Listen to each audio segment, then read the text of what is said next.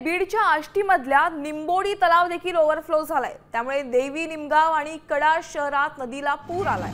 या पुरात अडकलेल्यांच्या सुटकेसाठी हेलिकॉप्टर बोलावण्यात आले। रेस्क्यू टीमच्या मदतीने गावकऱ्यांची सुटका केली जाते। दृश्य थेट निंबोडी नदीला पूर आलाय, त्यामुळे बीड मधली ही दृश्य आहेत। हेलिकॉप्टरने तिथल्या गावकऱ्यांचं रेस्क्यू केलं जातंय।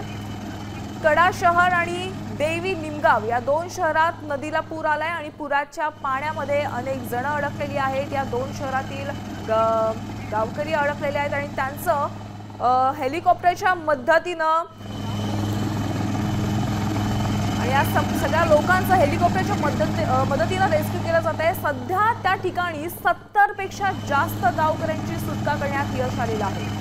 मोठी बातमी आहे, सध्या राज्यात मुसळधार पाऊस कोसळतोय। परतीच्या पावसाला सुरुवात झालेली आहे। झोडपून काढलेल्या या पावसानं त्यामुळे निंबोडी नदीला पूर आले आणि या ठिकाणी देवी निमगाव आणि कडा शहरात नदीला पूर आले। आमचे प्रतिनिधी भरत मोहोळकर यांच्याकडून अधिक अपडेट जाणून घेऊयात। भरत, सध्या रेस्क्यू टीमच्या मदतीने गावकऱ्यांची सुटका केली जाते, काय स्थिती आहे? किती जणांना अद्याप रेस्क्यू करण्यात यश आलंय?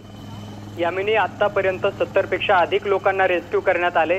मुख्यमंत्री देवेंद्र फडणवीसांनी बीडचे जिल्हाधिकारी विवेक जॉन्सन यांना या सगळ्या संदर्भात आदेश दिलेले आहेत आणि त्यानंतर विवेक जॉन्सन यांच्याकडून एनडीआरएफच्या ज्या टीम आहेत त्या आष्टी तालुक्यातील ज्या वेगवेगळे गावं आहेत त्या गावांमध्ये दाखल झालेल्या आहेत। सध्या कडा गावामध्ये रेस्क्यू सुरू आहे, त्याबरोबरच देवी निमगाव गावामध्ये रेस्क्यू सुरू आहे आणि आजूबाजूचे जे काही इतर गावं आहेत घाटापिंपरी या गावांमध्ये सुद्धा रेस्क्यू सुरू असल्याचं आपल्याला पाहायला मिळतं। आतापर्यंत 70 पेक्षा अधिक लोकांना सुरक्षितरित्या बाहेर काढण्यात यश आलंय।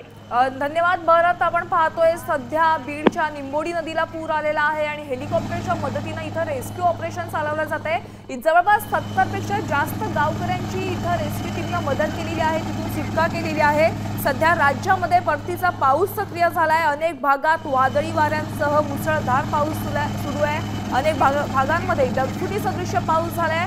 सध्या ही दृश्य आपण बीड मधली पाहतोय। पुरामध्ये शेकडो जण अडकलेले आहेत आणि सध्या स्थितीला या ठिकाणी 70 जणांचं हेलिकॉप्टरने रेस्क्यू करण्यात आलेलं आहे।